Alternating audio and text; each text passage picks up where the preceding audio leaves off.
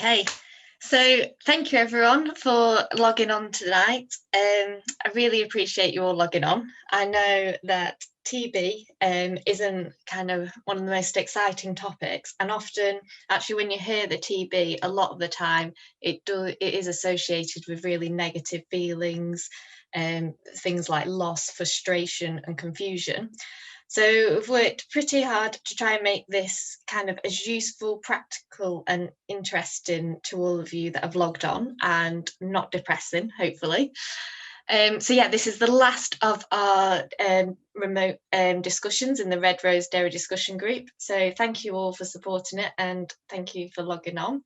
If you at the moment you're all muted, and if you have any questions throughout the evening, please just type them in the chat box, because if you all start trying to talk, then unfortunately it will just end up in carnage. So it's much easier to manage it via the chat box. And if you do have any questions, but just bob them in there, and then at the end I'll try and address any questions we've got.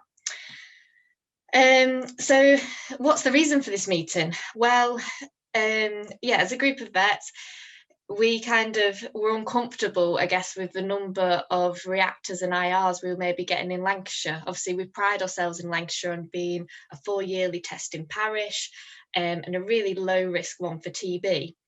But we are situated between both Cumbria, where there's now 2 hotspots, and then Cheshire, where there is quite a lot of TB, and both of those areas also have TB in the wildlife.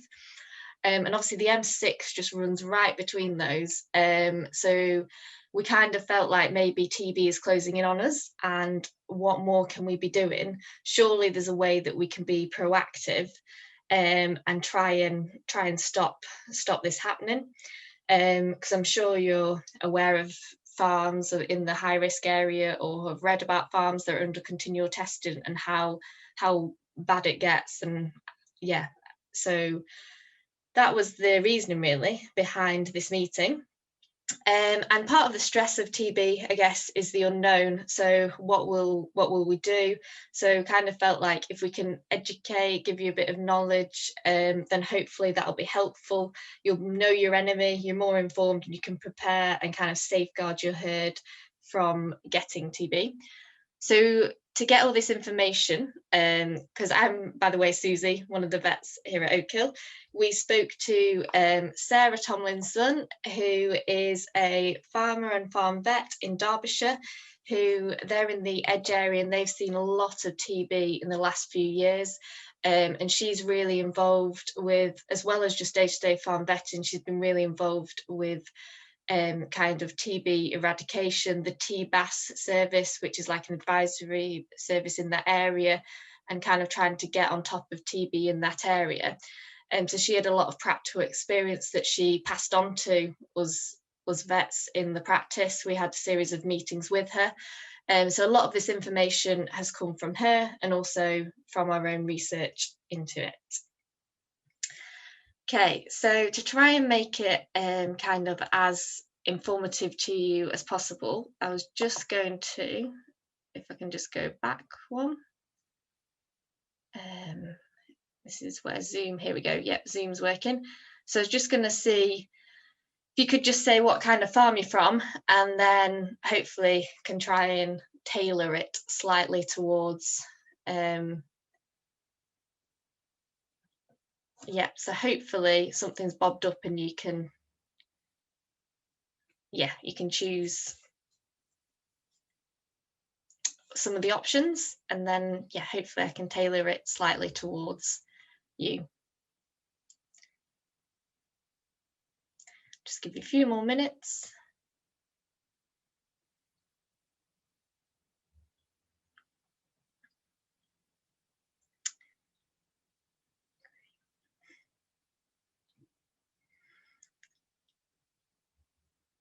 Okay, great, we'll end it there.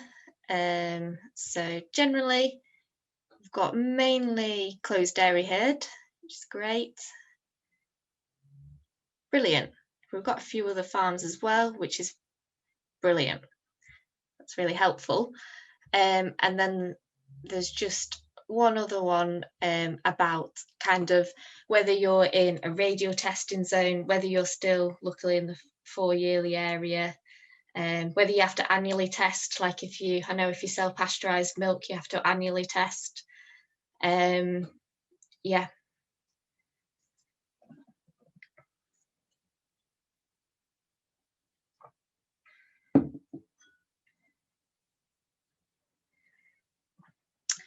Perfect. So we'll just share them. So yeah, it looks like most of us are in the 4-yearly, with some of us in the radial zones. That's brilliant. Thank you. So plan for today, hopefully it'll take about 50 minutes to an hour. So I'll just run over exactly what TB is.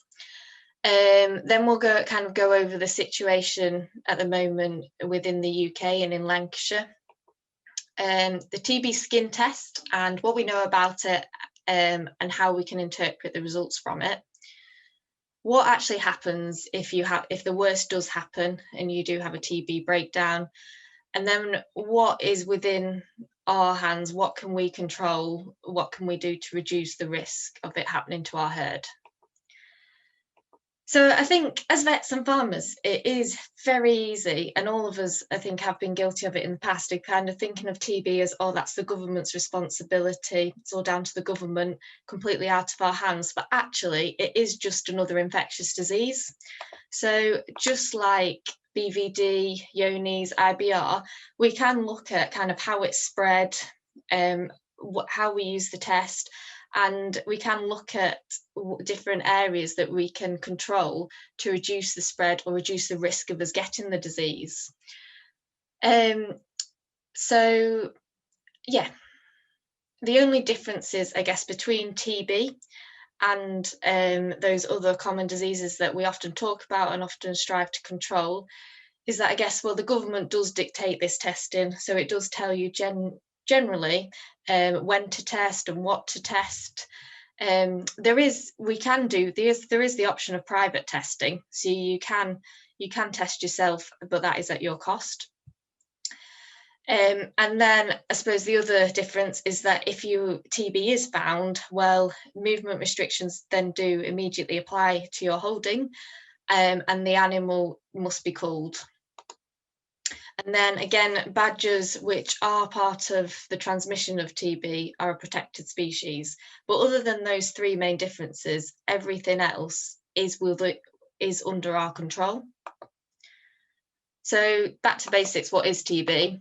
So it's caused by bacteria. It's called Mycobacterium bovis. The bacteria, and bovis means cow. So it is a cattle disease. It's also closely related to Johne's disease, which I'm sure loads of you are aware of. So there are some quite big similarities between TB and Johne's, with the respect to how difficult it is to diagnose and detect, how long it lasts in the environment, and also how it's quite a long disease process. So there's quite a delay between the cow picking up the disease and actually seeing any signs of it. It's zoonotic, which means that we can catch it, us humans. So that is why it's controlled quite closely to make sure that it doesn't get into the human population, because if you do get it, then it is quite difficult to treat. And it's notifiable, which just means that if we ever have suspicion of TB, we have to report it to the government. It's quite a chronic disease, which again means that from when it's picked up to when it actually causes signs, it's quite a long time. And generally it does cause like lung signs, and it's quite a debilitating disease, so it causes wasting as well. It's very resilient, the bug, so it does last a long time in the environment. It can last up to 6 months in slurry, which we'll talk about more later, because obviously that's quite important with trying to stop it coming onto your farm. And then it is unfortunately quite difficult to detect, and skin test does have some limitations, which we'll go over. And then lastly, it's very costly. So firstly, in terms of money, so every year it costs the taxpayer £100 million. And then each herd breakdown costs approximately £30,000, of which only 20,000 is covered in compensation. And then also it's costly in terms of lives. So in 2019, 31,000 cattle were culled for TB control. And then also it has a massive impact on farmers who are affected lives. It's really difficult to kind of to manage when you have a TB breakdown. Unfortunately, it can be really stressful. So we're hoping that if you can kind of plan and think how it would affect your herd, you can kind of minimise the stress that any potential breakdown would cause. So the epidemiology, which is just how it's spread. So as I said, it is mainly a cattle disease. And when cows get it, they shed it through respiratory, so that's like breathing in the airspace around it, and also in like nose discharge, mouth discharge. It's also shed in milk. It's also shed in feces, and then it can also cross the placenta. Now, this bug can infect a really wide range of species. It can infect any mammal. Which means that, and unfortunately, when it does infect badgers, they get the disease, they suffer from the disease themselves, and then they also shed it in large numbers. And actually, badgers can maintain the infection without reinfection from cows. So cows may first have the disease, but then if they infect the badgers spread it amongst themselves. And they can keep the infection going without the need for new infection sources from the cows. In terms of other species, so sometimes alpacas and deer are mentioned. Now, it is known that they can get the disease as well. It's just not known fully kind of how much they contribute to the shedding of the disease. So how much they spread the disease within themselves, so how much deer spread disease to deer, and then also how much the deer then infect the cows. And if the cows didn't, or the badgers didn't keep giving the deer the infection, would the infection in the deer then just die out? Or would it keep circulating and be a potential route back to the cows? Those kind of things aren't fully known about things like deers and alpacas. They're thought to not be as important as the badgers and the cows. So we'll concentrate on just cattle and badgers in this talk. So where are we up to with TB in the UK? So unfortunately, England has the most TB in Europe, which is pretty shocking. And in terms of trade and things, it's definitely not a good place to be in. And how have we got here? Well, in 1986, we were doing brilliantly. There was just a few hotspots, and generally we were on top of the disease. However, then if you go to 1996, there's a bit more disease about. And unfortunately, then culling stopped in 1997. And then in 2001, we had foot and mouth disease. And during foot and mouth disease, TB testing was suspended for 18 months to 2 years, and cattle moved around without any testing. And that was actually when we saw the biggest rise, which actually is why during COVID, the ministry have always said, no, we must keep on TB testing because they're so worried about what happened in foot and mouth happening again. And then so then we get to 2006, where we've got quite loads of TB, all of the southwest, great big block in the middle. And then to 2010, where again, any gaps between the southwest and the Midlands is filled, and it started reaching up. And the worry, I guess, is that we can't just continue in this way. And if we were to, then it would reach us. So England is split into a low risk area, which is us, all this green, an edge area and a high risk area, depending on how much TB is in each area. So generally, so this graph shows how much the number of new herd incidents, so the number of new herd breakdowns for TB for each area and over the years. So this orange one is the high risk area, and this blue one is the edge area, and this grey one is the low risk area, us. So over the years, the high risk area, so the southwest into the Midlands, was steadily rising, unfortunately, until about 2012, when it steadied off. And then actually, for the last 5 years in a row, the high risk area, the amount of TB has been dropping, which is great. However, in the edge area, although it started very low, it's also steadily risen, and actually the edge area has been slowly rising. Last year's figures were similar to this year's, but in general there's been a steady rise in the edge area. And then the low risk area has generally been low. It's risen very slightly, but luckily still quite low. Okay, so as I was saying, in the high risk area, the amount is coming down now. The edge area is slightly up or very similar, and the low risk area is very similar. And then this map is quite interesting. So it shows the number of new herd breakdowns in each county. So we can see that actually in Cheshire, we're now at 17.33, so that's quite high number of new breakdowns. And actually they are right at the bottom here in Bristol area, Somerset, they're getting on top of it slightly.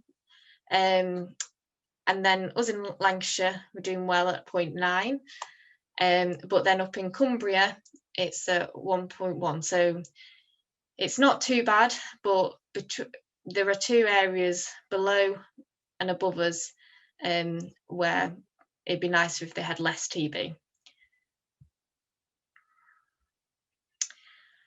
And the number of new TB breakdowns in the low risk counties. So this is shown for 2019 here. And in Cumbria, because they've got these hot spots, they've had 29 breakdowns in 2019. And Lancashire, so we're here, so we had 13 in 2019. We do have a lot of cattle, so it will probably be always higher than, say, London. But it'd be nicer to obviously have less than that.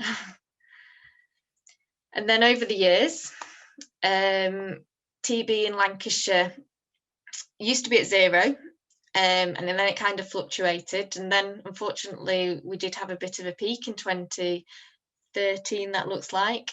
And then it has come down slightly, but unfortunately, these figures are only up to 2018, so we don't have the last 2 years worth of figures.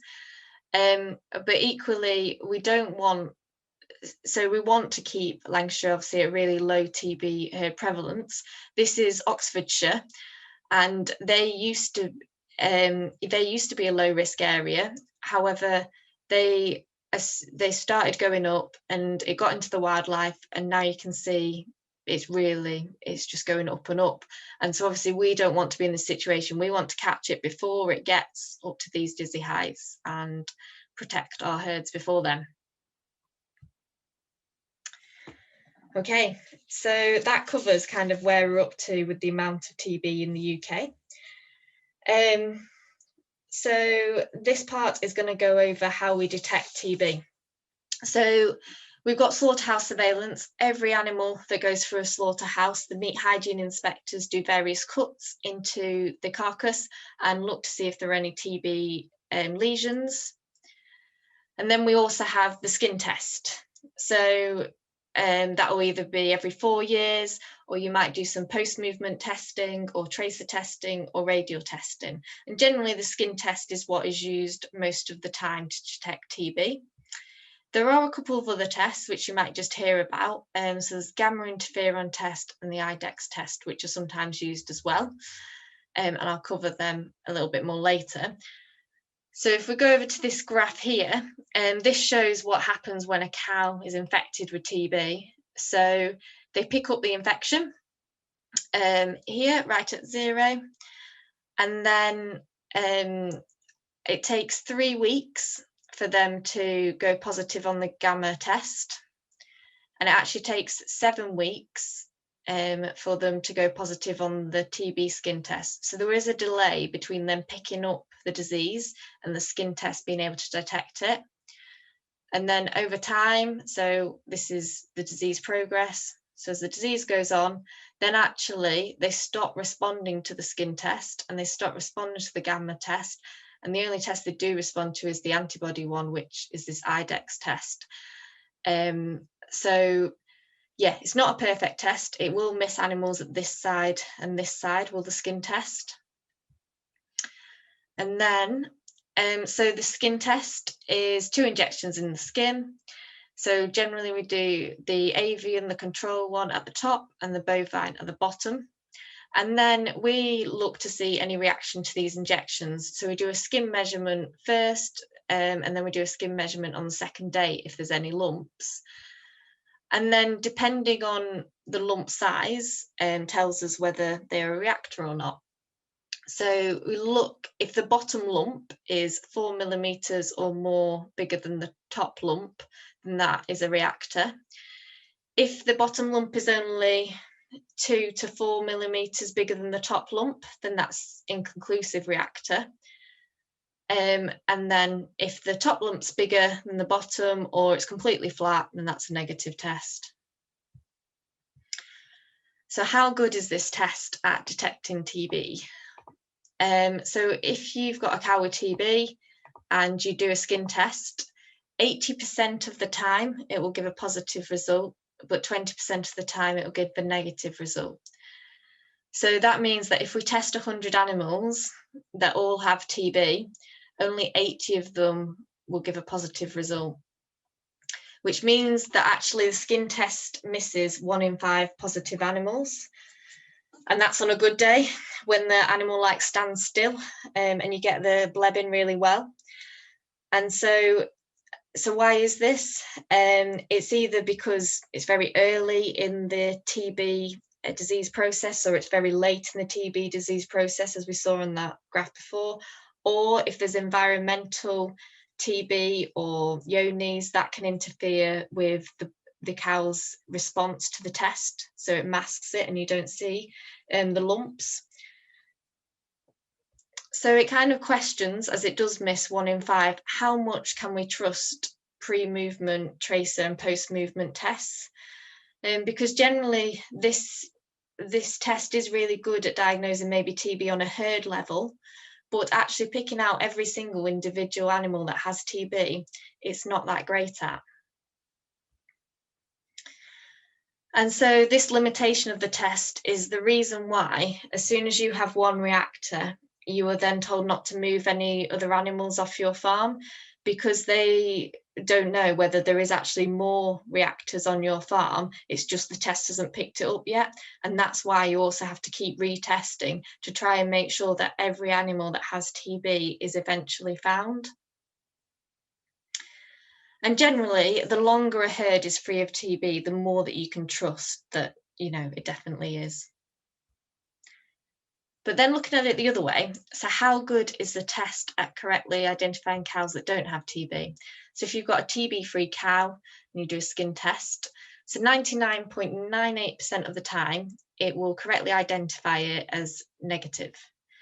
But 0.02% of the time, you'll get a positive.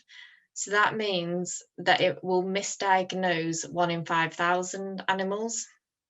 That's what those odds are. So a cow that doesn't have TB, it will give a positive result to 1 in 5,000 times. So it does mean that false positives are generally quite rare, and false negatives are probably more common. Just to summarise, it's 80% sensitive, so it finds positive animals 80% of the time, and it correctly identifies negative animals 99.98% of the time. So I'm sure you hear lots of times, I had a reactor and then I sent it for slaughter, but it didn't have any visible lesions. So when we look at all cattle that are slaughtered for TB control in 2019, so 94.3% of them were reactors, only 30% of them had a visible lesion when they went to slaughter, and 70% of them had non-visible lesions. And then with inconclusive reactors, it was even lower. So only 10% of them had a visible lesion and 90% of them didn't. And when they say visible lesions, that's when they look at them at slaughter and look for evidence of TB. But actually, because TB can be really small, and because these are all sent to a commercial abattoir, so actually, I mean, they can't spend loads and loads of time looking for any tiny little lumps and bumps. They could easily miss something that's, say, the size of your fingernail. So although if you do have a reactor or an inconclusive reactor and it is sent for slaughter and there isn't any visible lesions, it's worth knowing that this is quite a common scenario, because as we can see, it does happen quite a lot of the time. And it is good news because it probably means it's less infectious. So it's probably more like with cell count, when you know a cow has a high cell count, but you don't actually see any clinical mastitis, well, it has some form of infection there, but you just can't see it. Well, that's probably the same with these ones that are coming with non-visible lesions. They probably do have the disease because, as we found out before, the skin test usually is more likely to miss a positive than give you a false positive. So it probably does have the disease. It's just it hasn't been detected. So it is better to, even if you don't get any visible lesions on slaughter, to kind of be cautious and treat and be careful and treat it like it was a breakdown. So what are these inconclusive reactors? So they're the ones that the bottom lump is only 2 to 4 millimeters bigger than the top lump. So it's not quite really 4 or more millimeters bigger than the top lump. So it's not massive, but it's just in between. So if you do have one of those and no other reactors, then your herd is put under movement restrictions. However, they are generally lifted really quickly if you haven't had any TB in the last 3 years. And that animal has to be isolated and then tested again in 60 days. And if it isn't present for that 60-day test, then the whole herd then has to be tested. So if you have an IR, it's worth knowing that 12% of them do become reactors, and that 50% of breakdowns become reactors. So if you have, having an IR is kind of a warning to you. And if you had one, I'd get prepared for a possible TB breakdown. And then if you have had TB in the last few years, then that IR will then always have to stay on your farm. And generally we would say, even if the IR does resolve itself, it's worth culling it because they aren't good news.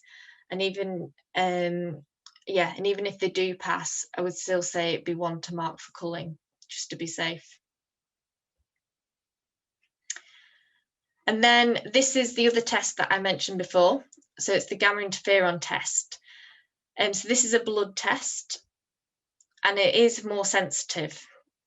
So it's 90% sensitive compared to 80% for the skin test. So that means it will pick more of the animals that have TB, but it is less specific, which means that you will get more false positives. So if you test 100 animals that don't have TB, about 3 or 4 of them will go positive, so there'll be false positives.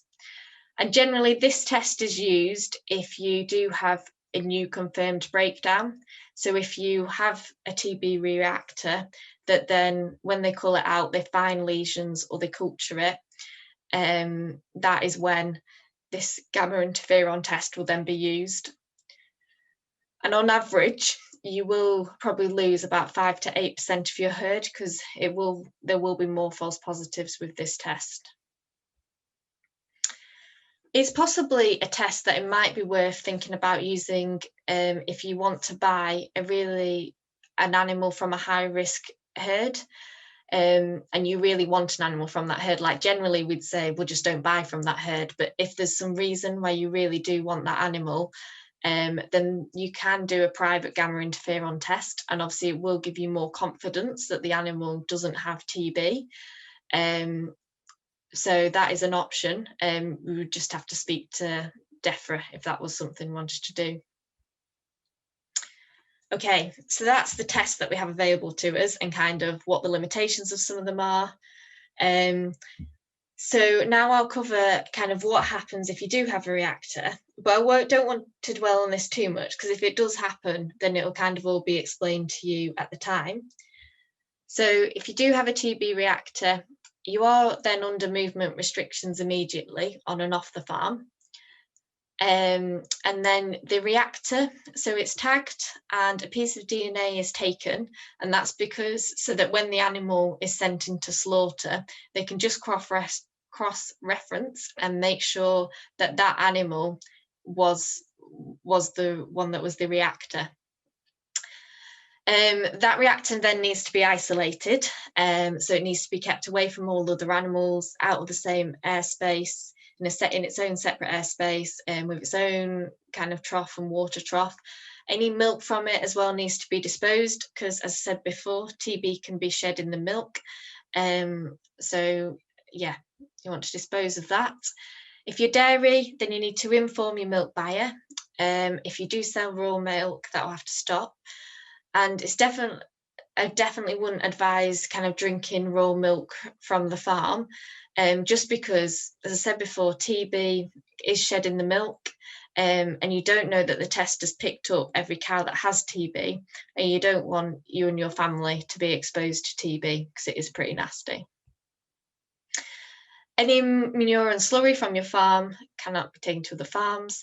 And then APHA will be in contact to arrange removal of the reactor. And then the reactor will be cooled and inspected at slaughterhouse, and then you'll test again in another 60 days. So then they'll take some culture. So these are cultures, and they'll try and grow bacteria. If they see visible lesions, they'll let you know as well. So if either the culture comes back positive or they see lesions at slaughter, then they say that your TB free status is withdrawn. And that is when then the radial testing, where every farm that's within a 3-kilometre radius of your land happens. And if you've sold any animals, then they'll all be tracer tested. You'll also qualify for this interferon gamma testing, so that blood test I mentioned before. So the whole herd will probably have that. And then there'll be a disease investigation visit by APHA. So when you are under breakdown, obviously you are under movement restrictions, but it's worth knowing kind of what you're allowed to do, because then you can kind of plan and work out how it will affect your business. So when you're under movement restrictions, there are 2 main ways that you can get rid of cattle. So within your reactor pack that APHA sends you, you'll be sent kind of a license that allows you to move cattle directly to slaughter.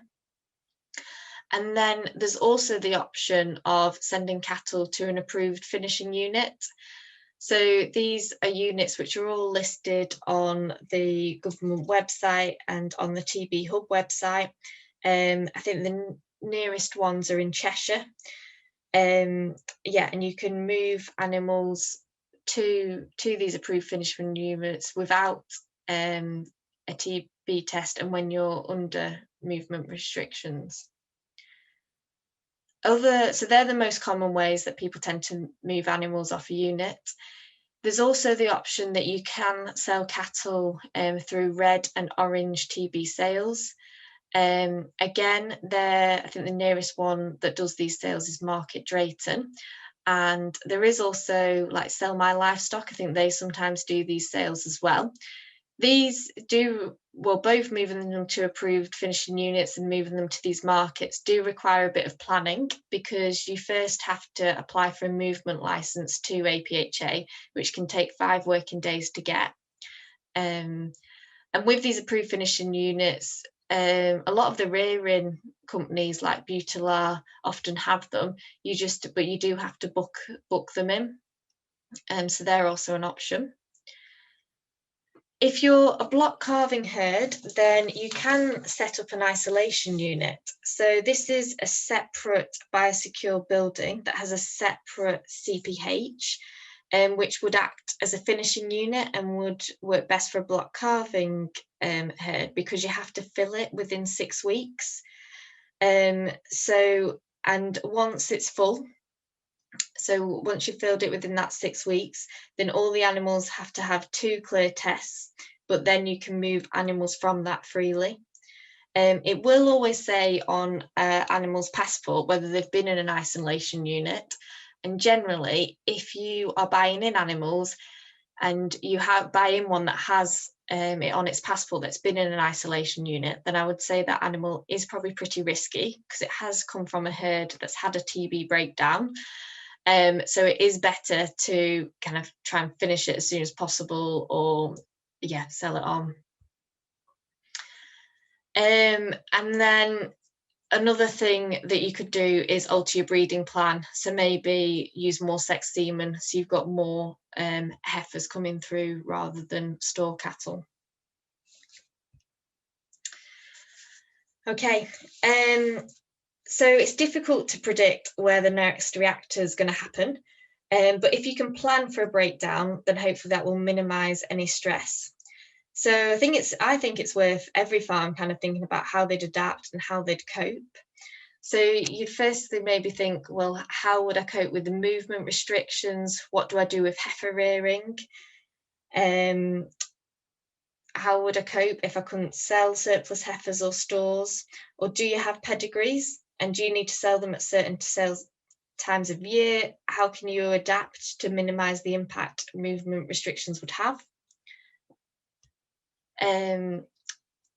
If you couldn't go to shared grazing, how would you cope then?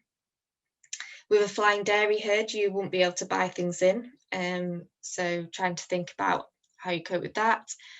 With bulls, do you rent or hire in bulls? How would you cope if you couldn't get them in? Could you get an AI technician? Do you've got handling facilities for this? These are all things to consider and prepare for. And then if, say, you lost maybe 5% of your herd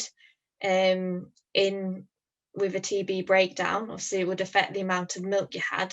So is your milk contract flexible? I've heard of herds in the high risk area that have ended up changing their milk contract to be with someone that's more flexible. So it doesn't matter if this happens. And then it's possibly worth thinking of a cash flow forecast of kind of how your business would cope as it is now.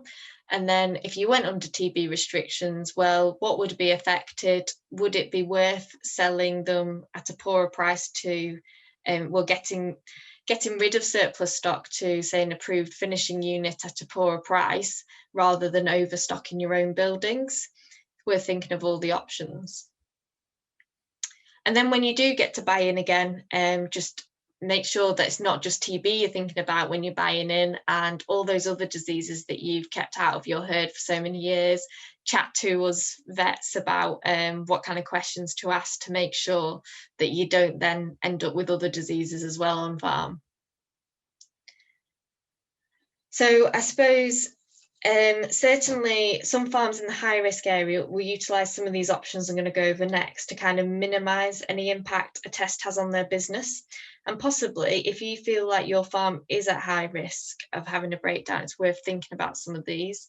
So like some people will destock before a test, or get rid of some of their more valuable pedigree animals. Maybe move heifers home earlier. Or possibly you could set up a temporary land association with where your heifers are reared, because that means a temporary land association has the same holding number within 10 miles, but if one shuts down, they both shut down, but you don't have to do any pre-movement testing between them. Or the kind of alternative opposite option is to set up a temporary CPH whereby if one unit goes down, the other one doesn't, but they have to be managed as completely separate by secure units. Yeah, and I suppose that's good if you want to be able to easily move your cows off the farm. So we've kind of covered what TB is and TB in Lancashire, and then what next after the TB breakdown. So now it's about kind of what can we do to stop us getting TB? What is under our control? Okay. And we've talked about kind of how we would minimise the impact the areas that are not under our control would have on our business. So now we'll finish with how to control those controllable areas, those that are under our control. So the two main vectors or transmitters of the disease are these cows and the badgers. Okay, and in the high risk area, almost 60% of breakdowns are due to badgers, which shows that once it gets into the wildlife, they are a really bad source of infection, and it's really important that we make sure we protect our Lancashire wildlife and make sure that we don't get TB in it. At the moment, so this is the low risk area, and how much of infection, what TB breakdowns are attributed to in our area. So almost 40% of breakdowns are attributed to cattle movement. So that's most breakdowns are attributed to that. 35.5% have an unknown source, so they never get to the bottom of kind of what's caused it. And then 10% are due to badgers. So this is these are all at the moment in the Cumbria area. But yeah, we definitely don't want to be in a situation where we are trying to battle TB in the wildlife. So with respect to cattle, so stopping direct cattle to cattle spread. So with your neighbours, you want to stop any nose-to-nose contact. So generally that means that fences should be 3 metres apart. Things like this dry stone wall, as lovely as they are, unfortunately cattle can reach over and touch each other, so that's really not good for disease transmission. I suppose another option would be chatting to your neighbours and seeing when they're grazing certain areas and trying to make sure that you're not grazing at the same time in fields that are close to each other. And then making sure obviously that your fencing's really good so then you don't get any breakouts. And then with purchased cattle, so when you're buying in stock, it's worth kind of trying to find out when the herd you're buying from last TB tested and what area of the UK they're in, because certainly the high risk area and the edge area obviously have a lot more TB.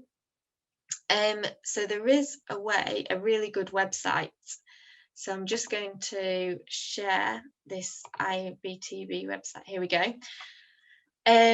So this shows kind of how much so the website address is ibtb.co.uk, and if you zoom in a bit you can kind of see where all the breakdowns are in the UK. There is a search bar at the side here, so you can search by CPH or you can search by postcode, so you can look up specific farms. So if we just zoom in into this area here, okay, so should get into here we are. And then if you can change, rather than ongoing, I always change the breakdowns to all types, so then you can see any previous infections they've had as well, and you can update the map. Okay, so you can zoom in, and so these little dots here are the approved finishing units, which is where cattle from TB restricted herds go to finish. And then you can click on individual dots and you can see when their last TB breakdown was, when it finished. If it's still ongoing, then if I find one that's ongoing, so this herd have had a lot of TB breakdowns, unfortunately. But yeah, if it's still ongoing, then it means that then this end date won't be there. So then you know that it's still undergoing. Brill. So that's a really handy if you know where the farm that the animals are coming from, that's a really handy website to use. Okay, just quickly get back to our slide. Great. There's also, you've probably heard of the CHECK scheme. It's a high health scheme, which is more known for BVD and Yonis, but there is also a TB CHECK scheme as well. And actually, if you're a pedigree herd up in this low risk area, it might be worth looking into becoming CHECKS accredited, because herds that are in the high risk area kind of look up at our area and think, well, they only test every 4 years. There's going to be some cows up there that never even have a TB test. How sure can we be that they actually don't have TB? And obviously with Cumbria being in a low risk area and they having some hotspots of TB, kind of some pedigree herds thinking, I'm not sure I want to actually risk buying from a low risk area. However, if you become CHECKS TB accredited, there's not much extra to do than probably what you're already doing. You just have to do a biosecurity plan, and there might be a little bit more post-movement testing.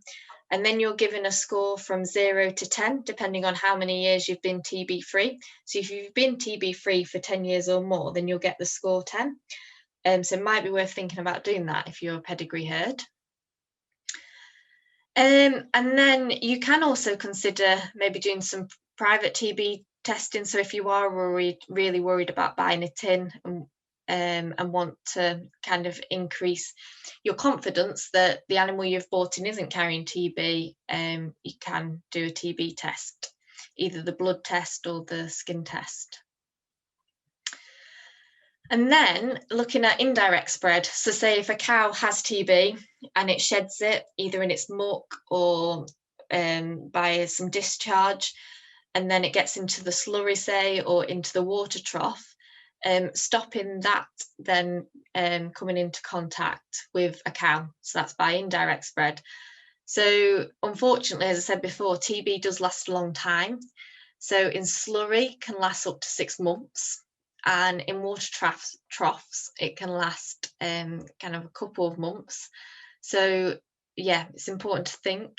I'd say think about slurry management. So ideally, if you do use contractors for slurry, you want to make sure that they're ideally visibly clean when they come on farm, and maybe asking them to go and spread slurry on your mowing fields first rather than your grazing ones, because actually TB doesn't survive well in silage that's been well ensiled. So as long as you're making silage well, then the mowing fields would be the first place to put any slurry that you're slightly worried about. And again, ideally you'd only use slurry from your own farm, because hopefully your own farm definitely doesn't have TB. Same goes for shared equipment, and then visitors, contractors, you know, everybody should be visibly clean when they come on the unit to make sure, not just with TB, but just with everything else as well, all the other diseases, they're not bringing anything on. Okay, so on to the badgers. So first question is, are they infected? Well, I mean, probably and hopefully not, but is it worth being complacent? So APHA will only start looking to see if TB has gone into the wildlife once they have 2 outbreaks of TB in a radial zone that don't have a direct cattle link, so that they can't see that the cattle have ever been in direct contact with each other. It's the same strain in these 2 separate TB incidences. Then that's when they say, oh no, it might be in the wildlife, and they start asking for dead badgers and start trying to see if it's in the wildlife. But actually, because they start looking for TB in the wildlife at that point, the wildlife's already infected, you know, and we know that once it gets into the wildlife, TB's so much harder to control. Really, when we start getting radial zones, at that point, we should be kind of looking at safeguarding our cattle from badgers, and also the badgers from the cattle. Because as I said before, badgers won't have the disease unless they get it from the cows first. So probably like ideally, it'd be better if kind of with every radial test, at the start of the radial zone, there was also kind of a biosecurity plan for stopping contact between cows and badgers. Okay, so what can we do about the badgers? So and a little bit about them. So they are nocturnal, and if you see them at daytime, then they're probably ill. So that's not good. They're more likely to come into the farmyards at the back end, kind of when food is running low. They are a protected species. And they're highly adaptive omnivores, which means they're really not fussy. They'll eat a whole range of things. So, I mean, the main bit of the diet's meant to be earthworms, but they have been known to eat kind of small mammals, hedgehogs, they eat berries, they love animal feed, they really, love to eat maize, they love biscuit meal, they love all these kind of high calorie options. They are very territorial, so they kind of manage their own territory. They do live in a social group, but they more tolerate each other. They're not that social an animal. And then they leave some quite telltale signs that they're on your farm. So I'll just run over those so you know what to look out for, to know kind of if you've got badgers. So in terms of their sets, they generally have kind of one big main set, and then they might have multiple holes and some other smaller satellite sets. And generally a badger set hole is quite wide, so it's 30 centimetres wide, 20 high, and it's like a D that's on the side. Active sets kind of have lots of fresh earth, there's no leaves, there's no cobwebs, there's no sticks in the way. You can you can see it's quite active. And then looking for badger prints, so generally these are about 5 to 6 centimetres across. The main pad is like a kidney shape, kind of here, and then they have they've got 5 pads, which is different to a dog's paw print. They'll only ever have 4. So yeah, they have the 5 pads here, and quite often the front claws will have claws, so they've got claw marks there, as you can see here too. So they are quite distinctive once you get your eye in. Another sign of badgers are these badger runs. So because badgers kind of are so low to the ground, they do create these badger runs, which are quite different to any other animal, like dogs and foxes. Kind of, they're obviously a lot higher off the ground, so they don't create these really characteristic runs like this. And quite often they even look like they're a footpath. They'll often run along linear features, so like fences or hedges, and sometimes they go for really the most like vertical things, like this one's going for this tree here. They often line up to something in the distance that's vertical and goes quite high up. And then badger latrines or loos, so these are just like shallow little pits that they're meant to poo in, but quite often they'd miss and go just next to it. And actually, if you see fresh feces, you can also kind of have a look if you want and see kind of what they've been eating, and see if they've been eating like animal feed. So you might see that they've been eating some of your maize. Okay, so generally though, badgers and cows, they'll go to the same places, but they won't actually meet. They'll go to the same places, but at different times. So it's about stopping the badger that's shedding maybe a bit of TB in its urine or in its feces or from its nose secretions. It's about stopping that bit of TB that comes out in those bits, and then stopping the cattle kind of touching that. So kind of urine infected feed, or stop the cattle and badgers drinking from the same water trough, because then they'll spread it to each other. And badger proofing is about making sure that they're not accessing or contaminating something that the cows are eating or using regularly. So concentrating on grazing, housing and feed. So with grazing, the two main areas to look at is, so if you do want to feed them at pasture, I mean, ideally not feeding them at pasture at all, obviously won't attract badgers at all. But if you do feel like you need to feed them at pasture and do need to feed them mineral licks, then having troughs that are more than 1 metre high means that the badgers can't access them. And actually, if they can't get to them, we have found that badgers do give up, they do change their habits and they move on. And once they're empty, just move them, cover them or clean them when they're not in use. And then if in your fields you've got evidence of badger latrines or sets, fencing those off. And then in terms of housing, so there was a survey that was done that actually found there was evidence of badgers in 41% of farmyards. So they do come into a lot of yards. And you can set up cameras to see if it's happening. I think the NFU have, if you're a member of the NFU, there's a 25% discount on trail wildlife cameras. And when you badger proof your farmyard, you want them to stop them accessing kind of cattle feed and water or the cattle pens. So badgers love food, so keeping it clean. If you've got any feed spillages, cleaning it up so it's not attractive to them and so there's no reason for them to come. And then badgers can squeeze in gaps, in really small gaps, so gaps that are less than 7.5 centimetres. That are less than 7. So all gaps need to be less than 7.5 centimetres because that is the smallest that they can squeeze through. So for example, this badger, great badger proof fencing here and here, but just this small gap between the fence post and the gate meant that the badger could squeeze through. In terms of in front of your clamps and things, then you can also run electric fencing.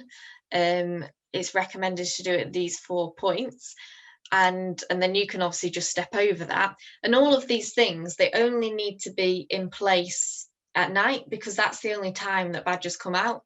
So you won't see them in the day. So it's just making sure that all the gates and everything are shut, the electric fence is on at night time. And in terms of badger proofing your farmyard, you don't necessarily need to badger proof every single trough or every single pen. Like for example, with this farmyard, if this farmyard managed to badger proof their yard by just placing 4 badger proof gates here, because there was a fence here, a wall here, there was a wall around the back here. So actually they could enclose everything by just these 4 badger proof gates.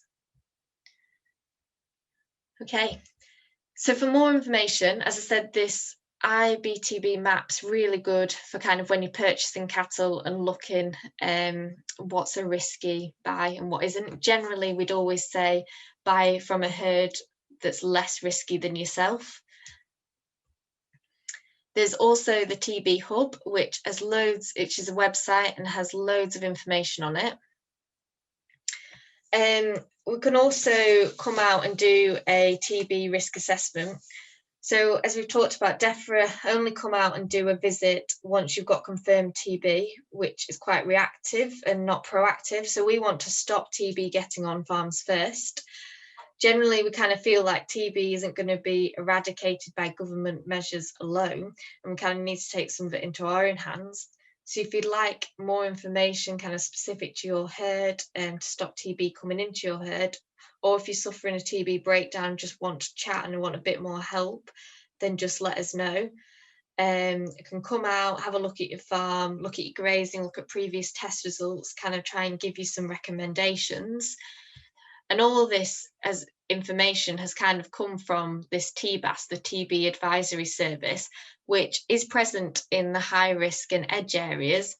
and is possibly going to be present in the low risk areas but isn't at the moment. So and if it does become present in our area, then it offers free advice about TB management, free on-farm visits, telephone advice, or one-to-one drop-in clinics. But at the moment it isn't, and so these TB risk assessments we're offering are kind of based on those services that are offered by the TB advisory service. So I guess the take-home message is that unfortunately we've kind of felt like it's difficult now to predict where the next TB outbreak's going to be, and it doesn't just seem like it's happening something just down in the southwest. So it's important to kind of act before the herd's infected. And unfortunately, the skin test does have its limitations. So it's maybe worth kind of planning, thinking about how it affects your herd and how you'd adapt. There are areas we can control. And unfortunately, we're not going to eradicate TB with government measures alone. So I think it is important to kind of try and ourselves do what we can. So that summarises our Red Rose discussion group for 2020-2021. Thank you all for logging in. We'll hopefully, I mean, the Garstang Show and Hodder Valley, well, I don't know if Hodder Valley have yet said, but Garstang Show have certainly said that they're hoping to be going ahead, and we'll hopefully have the barbecue there. All of this is COVID dependent, obviously. And then going forward, for next year's Red Rose discussion group, if there's something you really would like us to cover, a really good speaker you've heard, or a certain topic you'd like us to cover, then this is kind of your discussion group as well. So let us know, just pass on any ideas, because we're already starting to think of what we do for next agenda. Yeah, so thank you all for listening. I hope it's been helpful, and I hope that it's not been depressing, because I know TB can be.